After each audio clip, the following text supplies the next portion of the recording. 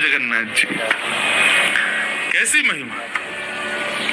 जगन्नाथ जी की ध्वजा में सूर्य और चंद्र दोनों विराजमान है। आप ध्वजा का दर्शन करोगे तो उसमें सूर्य का भी दर्शन है, चंद्र का भी दर्शन है। बोले चंद्रमा को क्यों धारण करते हैं? सूर्य प्रकाश का प्रतीक है, सूर्य को धारण करें। ठाकुर जी चंद्रमा को धारण करते हैं, तो इसका भी वैष्णव जन इतना सुंदर तर्क देते हैं। बोले भैया जगन्नाथ जी से उनकी गृहिणी लक्ष्मी रूठी रहती है हमेशा, और गृहिणी है ही वो जो रूठी रहे, तो लक्ष्मी जी रूठी रहती हैं, तो हमारे जगन्नाथ जी कुछ ना कुछ प्रयत्न करके उनको मनाते रहते हैं, उनको रिझाते रहते हैं। अभी रथ यात्रा के प्रसंग में आप लोगों ने शायद सुना हो, जब रथ लौट करके वापस आता है गुंडीचा से, तो मुख्य जगन्नाथ मंदिर के कपाट बंद हो जाते हैं, और कपाट बंद होते नहीं, लक्ष्मी जी कर देती हैं, और फिर लक्ष्मी जी का प्रतिनिधि करते हुए उनके पुजारी जी सब ऊपर से जगन्नाथ जी को रथ में देखते हैं। अच्छा, बलराम जी अंदर चले गए, सुभद्रा जी रह गई, जगन्नाथ जी अकेले बैठे रहते हैं रथ पर। लक्ष्मी जी रूठ गई, बोले तुम हमको लेकर के नहीं गए हैं, अपनी मौसी के घर गए, हमको छोड़ गए यहीं पे अकेले, और गए तो गए, लौट के आए हो तो हमारे लिए लेके क्या आए हो बताओ? आप गए तो हमारे लिए क्या लाए? तो फिर जगन्नाथ जी रसगुल्ला का भोग दिखाते हैं नीचे से, आपके लिए रसगुल्ला लेकर के आए। तो बहुत सारे लोभ देते हैं, लक्ष्मी द्वार नहीं खुलती, जैसे ही रसगुल्ला दिखाते हैं जगन्नाथ जी सो ही द्वार खुल जाते हैं, लक्ष्मी प्रसन्न हो जाती। तो लक्ष्मी जी को खुश करने के लिए जगन्नाथ जी कुछ ना कुछ करते रहते हैं। अब लक्ष्मी जी रूठी बैठी किसी बात से, जगन्नाथ जी ने मन बनाया क्या करें, तो जैसे समुद्र से उत्पन्न है लक्ष्मी, वैसे ही समुद्र से उत्पन्न है चंद्रमा, माने भगवान के साले साहब हैं। दुनिया के लोग साले साहब को घर में बुलाते हैं, उनका प्रेम से खूब आदर सम्मान करते हैं, लेकिन ठाकुर जी ने तो अपने साले साहब को सिर पे ही बिठा रखा है। क्यों? ताकि लक्ष्मी नाराज नहीं हो गई, और कभी नाराज होती भी है ना लक्ष्मी, तो ठाकुर जी यूं ही देखने लगते हैं, और जैसे ही ठाकुर जी ऊपर देखते हैं तो लक्ष्मी कहते ऊपर क्या देख रहे हो? बोले तुम देखो। अच्छा, अरे मेरा भैया बैठा, अनिल में तो ऐसे ही कह रही थी, आप नाराज मत होना। वो अपने भैया को जब देखती है कि ऊपर बैठे हैं तो नाराज कम होती है। इसलिए ठाकुर जी के ध्वजा पर एक विनोद भाव है। ये शास्त्रीय बात तो बहुत सारी होंगी, शास्त्रीय बात तो यही है कि भाई पूरे विश्व को निशा में प्रकाश चंद्रमा देता है और दिन में प्रकाश सूर्य देता है, वो दोनों भी जिनके अधीन हैं वो श्री जगन्नाथ। पर इसका एक विनोद भाव ये कहता है, ठाकुर जी ने लक्ष्मी जी को प्रसन्न करने के लिए अपने साले साहब को ऊपर बैठा रखा। देखो ऊपर देख लो, ज्यादा नाराज होंगी तो फिर उनको नेक फेंक देंगे नीचे उतार के हम, तो इसलिए लक्ष्मी थोड़ी शांत बैठी रहती है। तो ऐसे ये भाव भी संत जन सुनाते हैं। जगन्नाथ जी लक्ष्मी को प्रसन्न रखने के लिए ऐसे अपने ध्वजा पर चंद्रमा जी को विराजमान करते हैं। तो चर्चा चल रही थी रूप और स्वरूप। भगवान के स्वरूप बहुत सारे हैं। भक्त ने जिस भाव से ठाकुर जी को पुकारा, ठाकुर जी वैसे हो गए। अब आप स्वरूप की बात करेंगे ना, तो मैं हो सकता है 7 दिन केवल स्वरूपों पे ही बात करता रहूं। यहाँ पास में टोटा गोपीनाथ हैं, मैं कभी दर्शन करने नहीं गया हूँ। अच्छा देखो, ये कितनी अच्छी बात, हमारे ग्रंथ और शास्त्रों का इतनी बड़ी कृपा है। आप भले शरीर से किसी स्थान का दर्शन करने मत जाओ, लेकिन उस स्थान के बारे में पढ़ भर लो, आपका मन उस स्थान का दर्शन कराएगा। कई बार कई लोग जगन्नाथपुरी नहीं गए, लेकिन कथा में जगन्नाथ जी की महिमा सुनते हैं तो उनको जगन्नाथ जी प्रत्यक्ष अनुभव हो जाते हैं। फिर उसके बाद जब वो लोग आते हैं ना तीर्थ में, तो उनको यहाँ कमियां नहीं दिखाई देती, यहाँ ये कमी है या ये कमी, उनको सब अच्छा ही अच्छा दिखता। क्यों? क्योंकि पहले शास्त्रों के प्रमाण से उन्होंने सुन लिया है। बहुत सावधानी से सुनना। तो पास में एक टोटा गोपीनाथ,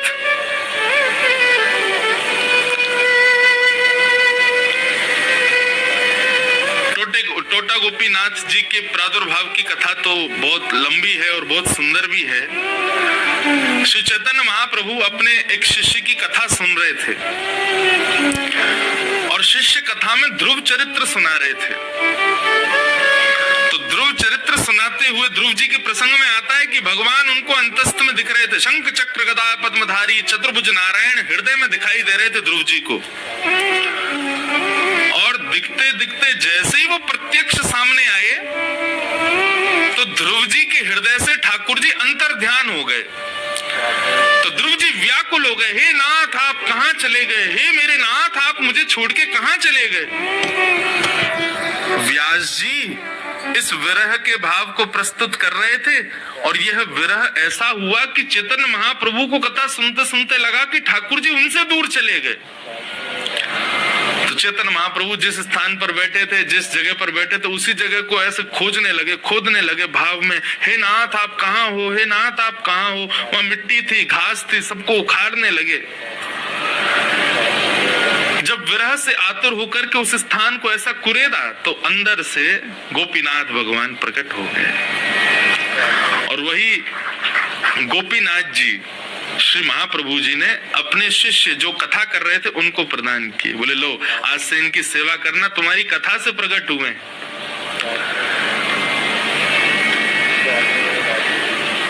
सेवा करने लगे। एक दिन समाचार मिला उस शिष्य को कि श्री महाप्रभु जगन्नाथ जी में विलीन हो गए, महाप्रभु जी श्री जगन्नाथ जी में ही समाहित हो गए। इतना टूट गया वो भक्त, मेरे गुरुदेव कहाँ चले गए, मेरे गुरुदेव कहाँ हैं। बहुत रोए। स्थिति ये हो गई कि इतना विरह हुआ कि विरह के कारण धीरे धीरे उनकी कमर झुक गई।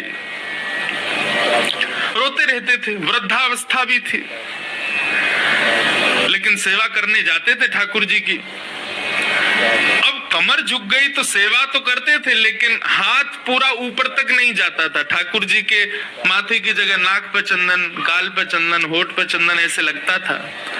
दर्शनार्थी आके बताते, बोले अरे पुजारी जी देखो आपने आज ठाकुर जी की नाक पे चंदन लगा दिया, ठाकुर जी के मुख पे चंदन लगा दिया। तो मन में विचार करने लगे अब मेरे से सेवा हो नहीं पाती ठाकुर जी की। तो एक पुजारी जी रख लिए और बोले हम तुमको महीने का वेतन देंगे, तुम ठाकुर जी की सेवा करो। ऐसा एक पुजारी जी से उन्होंने कहा। रात्रि में जैसे सोए तो भगवान उनके स्वप्न में प्रकट हो गए, रोने लगे और रोते हुए बोले हम किसी पुजारी से स्पर्श नहीं, हम आपके लिए प्रकट हुए थे, हमको आपकी सेवा चाहिए, हम इसीलिए आए थे और आप गलत कर रहे हो, आप हमको किसी पुजारी के हवाले कर रहे हो। बोले नाथ मैं तो आपके भले के लिए कर रहा हूँ, मुझसे श्रृंगार नहीं हो पाता, कमर झुक गई है, बूढ़ा हो गया हूँ, इसलिए एक पुजारी को रखा है ताकि आपकी सेवा करे। ठाकुर जी बोले चाहे नाक पे लगे ठोड़ी पे लगे, हमको आपके हाथों से ही चंदन लगवाना है, हम नहीं पुजारी से सेवा करवाएंगे। बोले ठीक है भगवान जैसी आपकी इच्छा, अब क्या करें। मन में बड़े उदास, लेकिन रात्रि सोए, प्रातः काल उठ करके स्नान करके जैसे ही मंदिर में प्रवेश किया तो क्या देखा, उनका हाथ ऊपर नहीं जा पा रहा था तो त्रिभंग ललित ठाकुर जी नीचे बैठ गए और ऐसे आलती मार पाल के बैठे और ऐसे बंशी लेकर के हाथ में। बोले अब करो श्रृंगार, अब तुम नीचे ही बैठ गए, अब तो तुम्हारा हाथ आ जाएगा माथे तक। टोटा गोपीनाथ। ये ठाकुर जी का रूप नहीं है, ये स्वरूप है। स्वरूप हमारे भाव से ठाकुर जी कैसा भी धारण कर सकते हैं। पंढरपुर में एक पुंडलीक नाम के भक्त के लिए ठाकुर जी कमर पर हाथ रख के खड़े। हमारे वृंदावन में बिहारी जी, राधा वल्लभ जी, राधा रमन जी, सब जगह त्रिभंग ललित ठाकुर जी खड़े हैं। श्री जगन्नाथ में भुजा आगे करके, मानो मेरा कोई वैष्णव भक्त आए तो उसके लिए मानो अपनी भुजाएं खोल करके खड़े हैं कि आओ मेरे हृदय से लग जाओ, इस भाव से खड़े। स्वरूप अनेक हैं, अनगिनत हैं ठाकुर जी के, लेकिन इन समस्त स्वरूपों के रूप केवल 3 हैं, सत्य, चित्त और आनंद। वह सत्य द्वारिकाधीश भी हैं, जगन्नाथ जी भी हैं, बद्रीनाथ जी भी हैं, श्रीनाथ जी भी हैं, वृंदावन बिहारी लाल भी हैं, वही चैतन्य जगन्नाथ द्वारिका सब हैं, वही आनंद सबके भीतर है। क्षमा कीजिएगा, आपको द्वारिका जाने में, द्वारिकाधीश के दर्शन में ज्यादा आनंद आ रहा है, जगन्नाथ जी में कम आ रहा है, तो आपकी दृष्टि में भेद है, आपकी भक्ति में भेद है। हमारी माता जी हमसे इतनी परेशान रहती हैं, क्यों? हम जहां जाते हैं वहीं के ठाकुर जी की एक प्रतिमा घर ले आते हैं और कहते हैं अब इनकी सेवा करेंगे। मैया कहती है घर कम तीर्थ ज्यादा लगता है। और एक समय तो ऐसा था कि हमारे मंदिर में सारे ठाकुर जी, जगन्नाथ जी बैठे हैं, द्वारिकाधीश भी बैठे हैं, श्री रंगनाथ भी बैठे हैं, और देखो हमारी भागवत जी के ऊपर साक्षात चतुर्भुज नारायण बैठे रहते हैं। अभी मैं तिरुपति गया तो वहां किसी ने तिरुपति बालाजी का एक दिया तो ये भी विराजमान हो गए। तो मैं तो सब में एक ही भाव रहता है। मुख पे राधा रमन जी रहते हैं, सेवा श्रीनाथ जी की होती है, बुद्धि में राधा वल्लभ जी घूमते हैं, जिह्वा पे सारे ठाकुर, सब जगह सम रहो। हमारी निष्ठा तो केवल जगन्नाथ जी में, बद्रीनाथ जाके हमारा मन नहीं लगता। तो भैया आपकी भक्ति में खोट है, आपकी भक्ति में सूक्ष्मता है, आपकी भक्ति में कोई दुर्बलता है, इसीलिए ऐसा कह रहे हो। जहां जाओ, जिस रूप का दर्शन करो, उसी रूप में ही आसक्त होकर के, निर्मुक्त होकर के और भाव विभोर होकर के झूमने लग जाओ, ऐसी स्थिति हो। है तो सब एक ही, बस वही बात है कि बच्चा रोज नए नए कपड़े पहने, पिता को सुख लगता है ना। एक ही कपड़ा रोज पहनेगा तो पिताजी भी तो कहेंगे अपनी पत्नी से कि भाई थोड़े कपड़े बदला करो, रोज रोज एक ही कपड़े पहनता है। ऐसे हमारे ठाकुर जी जो हैं, हमको सुख, भक्तों को सुख प्रदान करने के लिए हर तीर्थ, हर स्थान पर अलग अलग रूप में विराजमान है, अलग अलग भाव से बैठे हैं। तो स्वरूप बहुत सारे हैं, लेकिन प्रत्येक स्वरूप के रूप तीन ही हैं, सत्य, चैतन्य और आनंद। ठाकुर जी का पहला रूप है सत्य। भगवान का नाम है सत्यात्मक। सत्यव्रतम सत्य परम त्रिसत्यम सत्यस्य योनिम निहितम च सत्ये सत्यस्य सत्यमृत सत्य नेत्रम सत्यात्मकम त्वाम शरणम प्रपन्नाः। ठाकुर जी का नाम है सत्यात्मक। जय श्री जगन्नाथ महाप्रभु की, श्री राधा वल्लभ लाल की जय। पूज्य महाराज जी कृपा करके पधारे। हमने भी महाराज जी को वचन दिया आज आएंगे शाम को राधा वल्लभ मठ।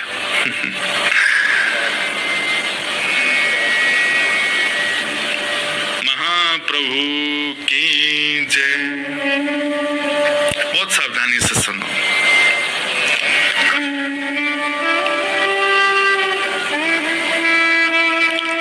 सत्यात्मक ठाकुर जी सत्य स्वरूप हैं। क्यों? क्योंकि उनके सन्मुख जाने पर सत्य आप छुपा नहीं पाओगे। जगन्नाथ भगवान के सन्मुख जाकर के आप अपने सत्य को छुपा नहीं सकते। आप सबसे छुपा लोगे, लेकिन ठाकुर जी से नहीं छुपा सकते। मेरे सामने आप झूठ बोल जाओगे, अपने किसी रिश्तेदार के सामने झूठ बोल लोगे, लेकिन हमारे जीवन में कुछ लोग ऐसे होते हैं, उनके सामने हम चाह करके भी झूठ नहीं बोल सकते। और उन लोगों में गुरु प्रधान होते हैं, गुरु के सामने झूठ नहीं बोला जाता। कई बालक होते हैं वो अपने माता पिता से झूठ नहीं बोल पाते। उनके साथ के मित्र वो कहते हैं कि भाई घर में ऐसा बोल दो ना, मतलब भाई यार माता पिता के सामने झूठ नहीं बोल पाता मैं। कई लोग ऐसे होते हैं। लेकिन बंधुओं, ठाकुर जी का रूप तो ऐसा है, उनके सामने कोई असत्य बोल ही नहीं सकता, सब सत्य ही बोलेंगे। ठाकुर जी के सामने कोई अपने सत्य को छुपा नहीं सकता, सब सत्य प्रकट करते हैं, इसलिए वो सत्य स्वरूप हैं, सत्यात्मक। ठाकुर जी का दूसरा स्वरूप है चैतन्य। भगवान को कभी जड़ मत मानो। ठाकुर जी मूर्ति हैं। अब यहाँ जगन्नाथपुरी में आप जाओगे, यहाँ दारू ब्रह्म काष्ठ के हैं, ठाकुर जी लकड़ी के हैं, लेकिन उनके प्रति दारू भाव रखना, काष्ठ भाव रखना, लकड़ी का भाव रखना ये बहुत बड़ा अपराध है। नहीं, साक्षात भगवान है, साक्षात पुरुषोत्तम है।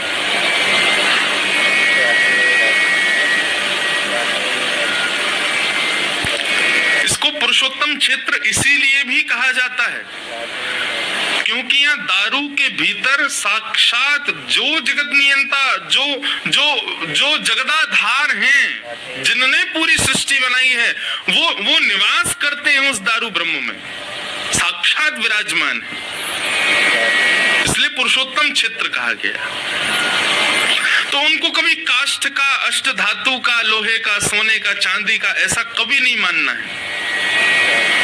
वो साक्षात भगवान है। उनके प्रति चैतन्य भाव रखो, जड़त्व नहीं रखना है। ये भगवान का दूसरा रूप है। पहला सत्य, दूसरा चैतन्य और तीसरा आनंद। ठाकुर जी आनंद स्वरूप हैं। जो आनंद वृंदावन बिहारी को देखने में आता है वही आनंद श्री जगन्नाथ जी को देखने में आता है। हम तो कहीं अन्य वृंदावन के अलावा कभी दर्शन करने जाते हैं तो हम तो ब्रजवासी ठाकुर जी से उसी भाव में बात करने, वाह लाला यहाँ बैठो है, आनंद हैं, ऐसे भुजान उठाए के बैठो है, बड़े बड़े हंडी में भर के दाल भाती खातो रहे 24 घंटा, पेट ना खराब होवे तेरो। द्वारिकाधीश में, हाँ वाह भैया हमारे यहाँ तो गैया न चरावे, यहाँ राजा धीराज बन के बैठो है। बद्रीनाथ गए, बद्रीनाथ में तो तुम्हारा तपस्वी बन के बैठे ठाकुर जी। हमने कही मैंने लाल जी, मैंने की जे वही तपस्या छचिया भर छाछ पे नाच नचायो। मैंने की जो कन्हैया हमारे वृंदावन में गोपी के लाला मक्खन खाएगो? हाँ खाऊंगा। पहले बंदर की तरह खो खो करके दिखा। तो ठाकुर जी खो खो करते हैं, किस लोभ में? मक्खन मिलेगो खावे को। मेरे के ये वही परमात्मा यहाँ पर तपस्या कर रहे हैं, वही परमात्मा यहाँ पर तप कर रहे हैं।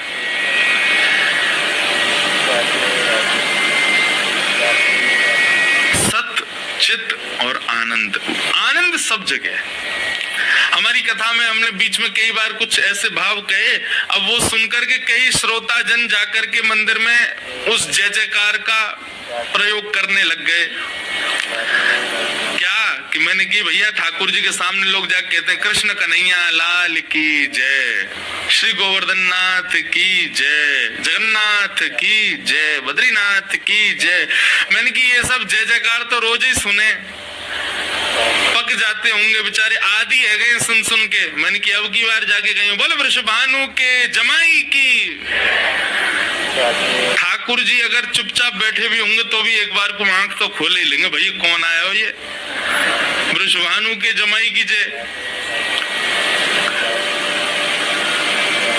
द्वारिका में जाकर के, अब द्वारिका के सब पुजारी वहां पर खूब स्नेह करते हैं, तो मैं जब जाता हूं तो द्वारिकाधीश में सब लोग जय जयकार करते हैं। हम जब कहें वृषभानु के जमाई की जय, तो एक पुजारी जी आए, बोले चुप ऐसा मत बोलो। मैंने कहा क्यों नहीं बोले? हम बोले रुक्मणी आदि सब पटरानियां पीछे ही बैठी हैं, वो आपको तो कुछ नहीं कहेंगी, हमको छोड़ेंगी नहीं। बोले किसको ले आए हो? वृषभानु के जमाई। यहाँ तो कहो भीष्मक के जमाई की जय। मैंने कहा नहीं, हम तो वृषभानु के जमाई की जय बोलेंगे। तो ठाकुर जी आनंद स्वरूप है, चाहे कहीं विराजें, जगन्नाथपुरी में हूं, द्वारिका में हूं, बद्रीनाथ में हूं, सब जगह आनंद प्रदान करते हैं।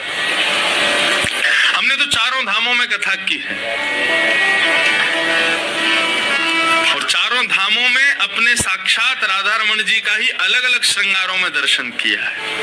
ये भाव रहता ही नहीं है कि ये हमारे राधा रमण नहीं है, ये हमारे वृंदावन बिहारी नहीं है, ये कोई और है। ऐसी बात आती ही नहीं है मन में, और आपके भी नहीं आनी चाहिए। तभी वो आनंद आपको प्राप्त होगा। मीराबाई कहीं कहीं चली जाती, सब जगह उनको वही गिरधर नागर दिखते, वही गिरधर नागर का दर्शन उनको होता। श्रीमद वल्लभाचार्य जी महाराज कहाँ नहीं गए, पूरे विश्व में भ्रमण किया, हर जगह उनको ठाकुर जी का अनुभव होता था। समत्व जब दृष्टि में आता है, समत्व एक समान भाव जब आ जाता है, तो जित देखूं उदित श्याममयी है। मैं देखूं जिस ओर सकीरी, सामने मेरे सांवरिया, मैं तो नाचूंगी सांवरिया, मैं तो नाचूंगी सांवरिया। मैं देखूं, मीराबाई कह रही हैं, मैं देखूं जित और सखीरी, सामने मेरे सांवरिया। किसी श्याम वस्तु को भी मीराबाई देख लेती थी ना, तो श्याम वर्ण की वस्तु को देख के मीराबाई उससे बात करती हो, कहती तुम कितने भाग्यशाली हो, जड़ वस्तु से। अब ये स्पीकर है, माइक है, ये सब श्याम है, सब कारे कारे हैं। मीराबाई की दृष्टि कैसी, जहां भी श्याम वर्ण देखती तो उससे जड़ वस्तु से भी बात करती, तुम कितने भाग्यशाली हो। क्यों? तुम्हारा वर्ण जो है वो हमारे श्याम सुंदर जैसा है, हमारी कन्हैया जैसा है। मैं कितनी अभागिनी हूं, मुझे किसी रूप में स्वीकार नहीं किया, लेकिन तुम कितने भाग्यशाली, अपने वर्ण के रूप में तुमको स्वीकार कर लिया। तुलसी से चर्चा करती, तुम कितनी भाग्यशाली, तुम्हारे बिना ना जल पी में, ना भोजन करें, कहीं कुछ नहीं करते, तुम कितनी भाग्यशाली हो। मैं कितनी अभागिनी हूँ, मुझे वृक्ष भी नहीं बनाया ठाकुर जी ने।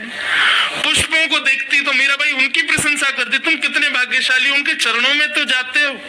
मैं कितनी अभागिनी, मुझे उस रूप में भी स्वीकार नहीं किया।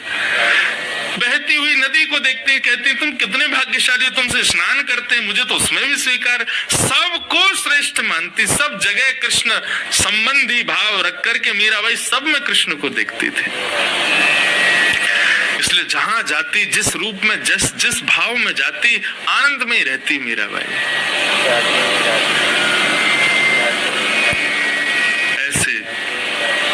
ऐसी दृष्टि हमारी हो, ऐसे भाव हमारे बने,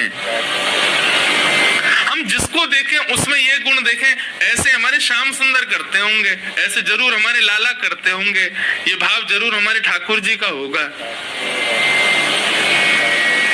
एक बार मैं कहीं जा रहा था तो लोग बाग अमूमन क्या होता है, ऐसे प्रणाम करते हैं, चरण छूते हैं, मुझे स्वीकार कम है। तो एक बार मैं कहीं गया तो वहां का एक वैष्णव आया, वो आया आकर के बोला महाराज जी मुझे पाँव नहीं छूने, आपके हाथ छू लूं। मैंने कहा छुओ। अच्छा देखो, मैंने कहा ठीक है लो हाथ छुओ। उसने हाथ पकड़े और वो ऐसे ऐसे दबाने लगे, ऐसे ऐसे दबावे। मैंने कहा क्या कर रहे हो? बोले दुनिया पाँव दबाती, हम हाथ दबा रहे हैं। मैंने कहा क्यों? बोले आप इन हाथों से लाल जी को उठाते हो, आप इन हाथों से उनको माला पहनाते हो, आप इन हाथों से उनको भोग धराते हो, आप इन हाथों से उनकी आरती करते हो, उनको इत्र लगाते हो। ये हाथ कितने सौभाग्यशाली हैं आपके। और बार बार महाराज जी हाथ को लेवे, अपने गाल से लगावे, अपने हृदय से लगावे। और उसके भाव देख करके मेरा मन बिल्कुल नहीं किया कि मैं हाथ पीछे करूं। मैंने ले भैया और लगा ले। ऐसे भाव सबके हो जाएं तो कहां पहुंच जाएं हम लोग। सबके कहां बन पाते हैं ये भाव। ठाकुर जी आनंद स्वरूप हैं, लेकिन उस प्रकार का भाव तो हम लाएं कि हम जहां जाएं, जिस रूप में, जिस भाव में, जिस देश में, जिस वेश में, परवेश में